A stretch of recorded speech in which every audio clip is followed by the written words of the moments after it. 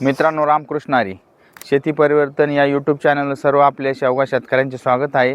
मित्रांनो, गेले 2 दिवसापासून बऱ्याच ठिकाणी अशी थोडा तुरळक असा पाऊस झालेला, जास्त नाही झाला पण तुरळक झालेला आहे. त्याच्यामुळे काही घाबरून जायचं कारण नाही. तसं हवामान अंदाज जे आपले मित्र देतात त्यांनी पण आपल्याला योग्य प्रकारे असं मार्गदर्शन केलं आहे. त्याच्यामुळे काही एवढं घाबरायचं काम नाही, कारण बऱ्याच मित्रांचे आपल्या आता कांदे वगैरे काढून पडलेले, इतर पिकांची काढणी चालू आहे. ठीक आहे, असो. आता आपला आजचा विषय मित्रांनो, या वातावरणामध्ये आता धुकं आलेलं आहे. व्हिडिओ शेवटपर्यंत बघा मित्रांनो, म्हणजे तुम्हाला पूर्ण अशी माहिती कळेल.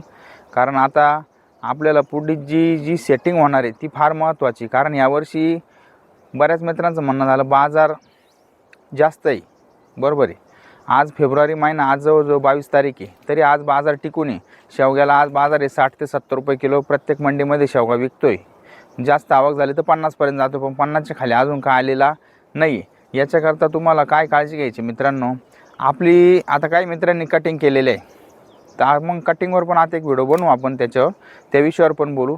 पण ज्या मित्रांनी आता शेवगा कटिंगच केलेलं नाही, जसं आपण आपलं शेड्यूल आहे, गेले आपण 26 वर्षापासून शेवग्यामध्ये काम करतो. आपण आजपर्यंत फेब्रुवारी महिन्यात कटिंग करतच नाही. आपण चालू रुटीनमध्येच त्याला परत नवीन डीर वगैरे फोडून परत मालधार राहतो. आणि आपलं आज तेच तुम्हाला त्याच शेड्यूलवर आपण आज बोलतो आहे. तर आता आज आपल्या बागाची परिस्थिती पाहिली तर हे बघा मित्रांनो, तोडणीच्या पण शेंगा आहे आपल्या, बघू शकता तुम्ही. आणि ज्या बियाण्यासाठी सोडलेल्या त्या पण शेंगा आहे आपल्या, त्या पण अजून जाड व्हायच्या आहे. कारण अजून या शेंगा बऱ्याच दिवस आपल्या तुटणार नाही. आणि जी नवीन सेटिंग झालेली ती पण बघू शकता मित्रांनो, ती पण पुढली सेटिंग चांगली झालेली. हे बारीक वाद्या बघू शकता तुम्ही. हे बघा आता मित्रांनो, वाद्या दाखवताना आता एक शेंग तुटून पडलेली माझ्या हातात. तर याला काय करायचं त्याच्यावरच आपण आज बोलतोय. तर सगळ्यात महत्त्वाचं मित्रांनो काय राहील, प्रत्येक मित्राला सांगणार राहील, आपलं ज्यांनी आता सध्या ज्यांचा शेवगा चालू आहे, अशा वातावरणात आपल्याला आता एक चांगल्या बुरशीनाशकाची गरज आहे. चांगलं बुरशीनाशक म्हणजे त्याच्यामध्ये आपल्याला जो रिझल्ट आला पाहिजे तो मिळाला पाहिजे. याच्याकरता आपण आता मी मर्जर मारणार आहे उद्या. आपण पण मर्जर मारू शकता. मर्जर 200 लिटर पाण्याला आपण 250 मिलीग्रॅमपर्यंत घेऊ शकता.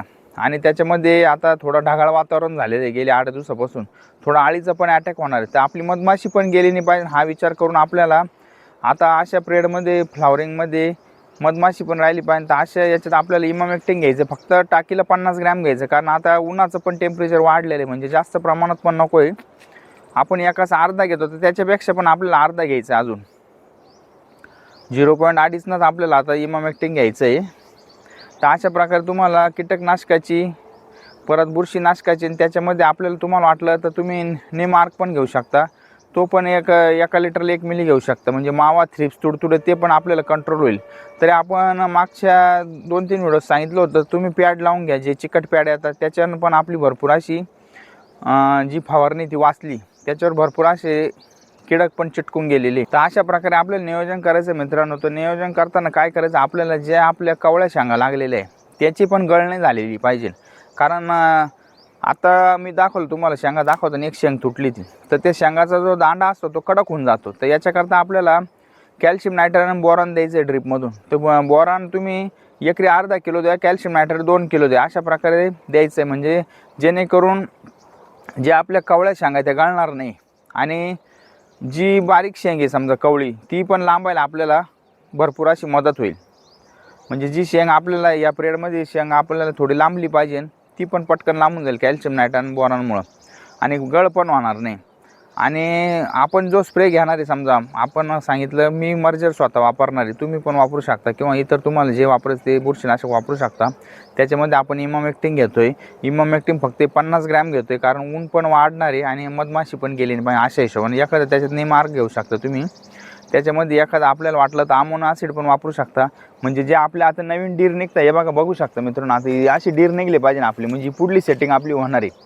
आता या झाडानं आपली डीर निघायला सुरुवात झालेली आहे आणि ती फ्लॉवरिंगमध्ये पण आलेली आहे. तर याच्यात पण थोडी अशी गळ वाटते फुलांची. तर आता या फुलांमधून आपल्याला उत्पन्न घ्यायचं, याच्याकरता आपल्याला हे करायचं. आणि हे डीर आल्यानंतर असे मित्रांनो थोडं जमिनीकडे झुकते करा, म्हणजे जेणेकरून याची पटकन सेटिंग होईल आणि आपल्याला पुढं भरपूर असं उत्पन्न मिळतं. आता बघू शकता आपण आपल्या झाडाचा कंडिशन दाखवतो मी तुम्हाला. हे पाहते पुढं शेंड्याला वाजा लागलेलं आहे. थोडेफार फुलं होते, आम्हाला एक 5 मिनटं पाऊस झाला त्यानं बऱ्यापैकी ड्रॉप झालेली आहे. काही तोडणीचा माल आहे आणि बाकीचं मागे मोकळं झालेलं, पण हे नवीन डीर दिसत आहे. तर याच्यावर आपली आता सेटिंग परत होणार आहे.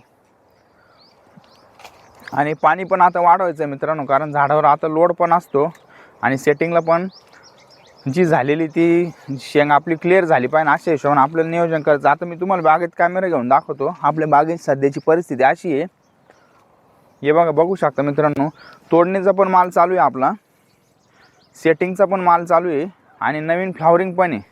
ठीक आहे, आपली थोडा पाऊस झाल्यामुळे फ्लावरिंग पण आहे ना हे झालेली, थोडी गळालेली, पण नवीन फ्लावरिंग परत निघाली. याच्याकरता आपण अमोनियम ॲसिड हे सांगितलं आहे फवारणीमध्ये, म्हणजे जेणेकरून आपल्याला चांगलं रिझल्ट येईल.